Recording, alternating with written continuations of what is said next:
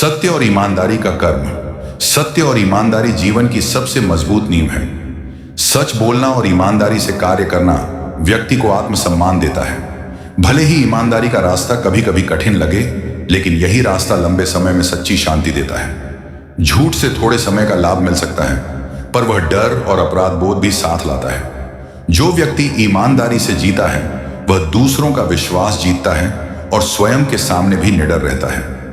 ईमानदार जीवन हमें अंदर से मजबूत बनाता है और आत्मविश्वास बढ़ाता है। इसलिए जीने के लिए पहला और सबसे आवश्यक कर्म है सत्य और ईमानदारी।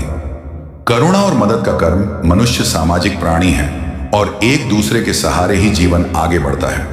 करुणा का अर्थ है दूसरों के दुख को समझना और जहां संभव हो सहायता करना। यह मदद धन से ही नहीं बल्कि समय, शब्द और व्यवहार से भी की जा सकती है। किसी दुखी को सांत्वना देना, किसी भूखे को भोजन देना, किसी निराश व्यक्ति को हिम्मत देना, ये सभी करुणा के कर्म हैं। जब हम दूसरों की मदद करते हैं तो हमारे भीतर एक अलग तरह की खुशी पैदा होती है जो किसी भौतिक वस्तु से नहीं मिल सकती। करुणा हमें इंसान बनाती है और समाज को जोड़कर रखती है।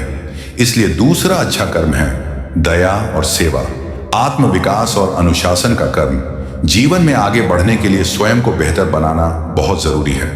आत्मविकास का अर्थ है सीखते रहना, अपनी गलतियों को सुधारना और अनुशासन में रहना। समय की कद्र करना, अपने कर्तव्यों को ईमानदारी से निभाना और बुरी आदतों से दूर रहना आत्मविकास के महत्वपूर्ण हिस्से हैं। जो व्यक्ति अपने शरीर, मन और विचारों का ध्यान रखता है वही सही अर्थों में जीवन को जी पाता है। अनुशासन हमें लक्ष्य तक पहुंचाता है और जीवन को दिशा देता है। इसलिए तीसरा अच्छा कर्म है स्वयं को बेहतर बनाते रहना। निष्कर्ष सत्य, करुणा और आत्मविकास, ये तीन कर्म जीवन को सुंदर और सार्थक बनाते हैं। जो व्यक्ति इन कर्मों को अपनाता है वह न केवल अच्छा जीवन जीता है बल्कि दूसरों के लिए भी प्रेरणा बनता है। वास्तव में अच्छे कर्म ही अच्छे